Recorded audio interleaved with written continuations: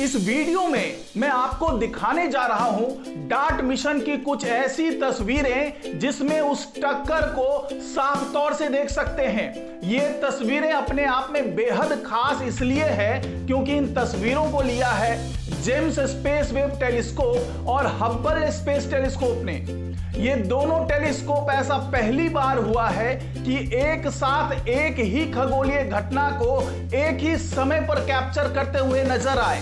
तो इन तस्वीरों में खास क्या है, आइए आपको दिखाते हैं। नमस्कार, मैं हूं डॉक्टर सुरजीत सिंह और आप देख रहे हैं महाना मिस्ट्री। तो दोस्तों, जो तस्वीरें आप देख रहे हैं वो अपने आप में बेहद खास है और ये क्यों खास है ये मैं आपको इस पूरे वीडियो में बताऊंगा और ये भी बताऊंगा कि इस तस्वीरों के मायने क्या हैं और इसके बारीकी से अवलोकन करने के बाद क्या चीजें निकल करके सामने आई है। तो इस वीडियो को लाइक कीजिए, शेयर कीजिए, कमेंट कीजिए, साथ ही इस महाना मिस्ट्री चैनल को सब्सक्राइब कीजिए और बेल आइकन को जरूर दबा दीजिए। ऐसा पहली बार हुआ जब नासा के इन दोनों स्पेस टेलीस्कोप ने एक साथ एक ही समय पर एक ही खगोलीय घटना को कैप्चर किया। दोनों टेलीस्कोप ने बेहद बारीकी से नासा के डार्ट मिशन की टक्कर को कैप्चर किया।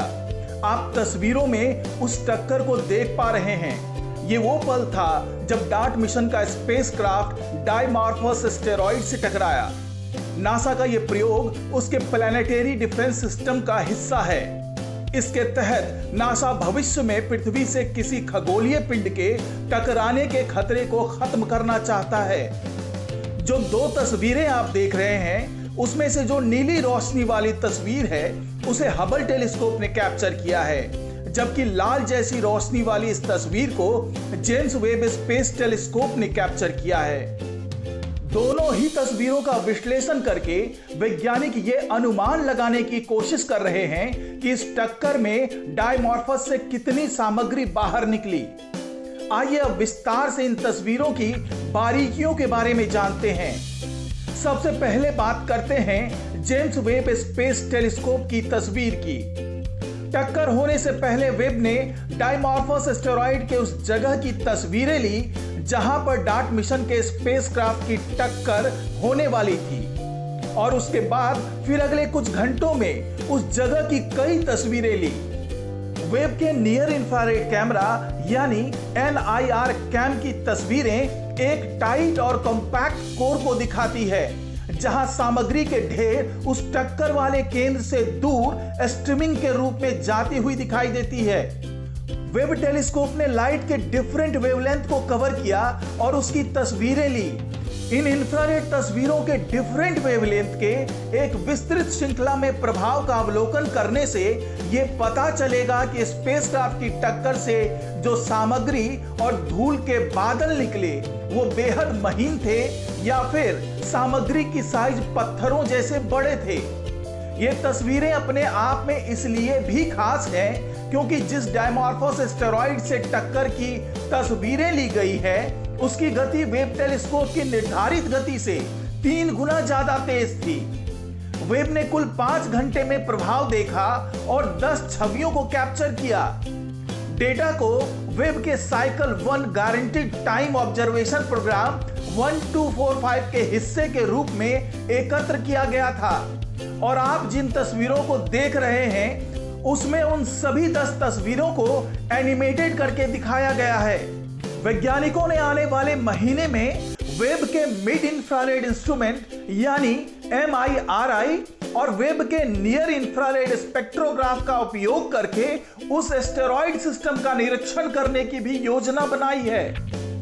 स्पेक्ट्रोस्कोपिक डाटा शोधकर्ताओं को एस्टेरॉयड की रासायनिक संरचना को विस्तार से समझने में मदद करेगा। अब आप जो तस्वीरें देख रहे हैं उसे हबल टेलीस्कोप ने कैप्चर किया है।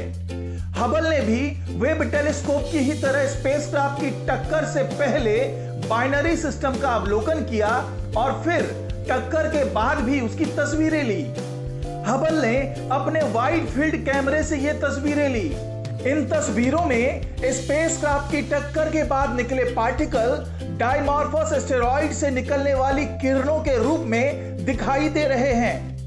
एस्टेरॉयड की बाईं ओर इजेक्टा का बोल्डर फेंट आउट स्पाइक उस सामान्य दिशा में है जहां से डार्ट का स्पेसक्राफ्ट आया था।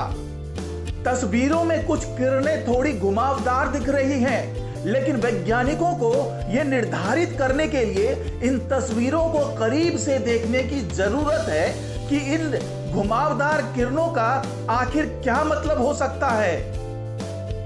हबल की तस्वीरों के आधार पर वैज्ञानिकों ने अनुमान लगाया है कि प्रभाव के बाद सिस्टम की चमक 3 गुना बढ़ गई और देखा कि प्रभाव के 8 घंटे बाद भी यह चमक स्थिर रही, यानी कि बनी रही।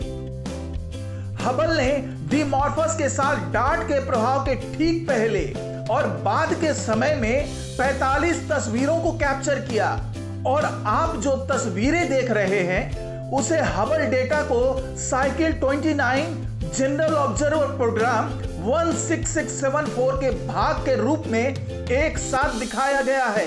नासा के वैज्ञानिकों ने हबल के माध्यम से अगले 3 हफ्तों में डीडीमॉर्फ और डायमॉर्फस सिस्टम की 10 बार और निगरानी करने की योजना बनाई है।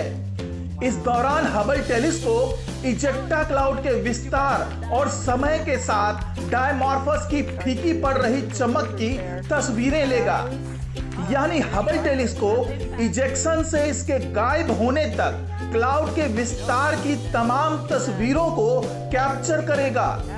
डार्ट मिशन के तहत हुई इस टक्कर को जमीन पर स्थित टेलीस्कोप से भी देखा गया। साथ ही इस टक्कर की तस्वीरें इटली की सैटेलाइट लिसिया क्यूब ने भी ली थी। लिसिया क्यूब की तस्वीरों ने सबसे पहले इस टक्कर के प्रभाव के बारे में बताया था। अब वैज्ञानिक इन तमाम तस्वीरों को एक साथ रखकर उसका विश्लेषण कर रहे हैं ताकि डार्ट मिशन के स्पेसक्राफ्ट की टक्कर के प्रभाव के बारे में विस्तार से समझा जा सके। तो दोस्तों, इन तस्वीरों को देखकर आप भी समझ गए होंगे कि ये तस्वीरें अपने आप में खास क्यों है और वैज्ञानिक क्यों इन्हीं 2 टेलीस्कोप पे भरोसा करते हैं जब किसी खगोलीय घटना का विश्लेषण करने की बात आती है।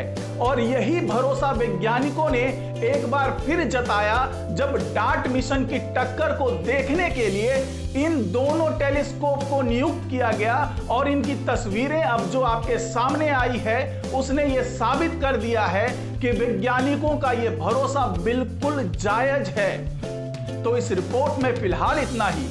नमस्कार।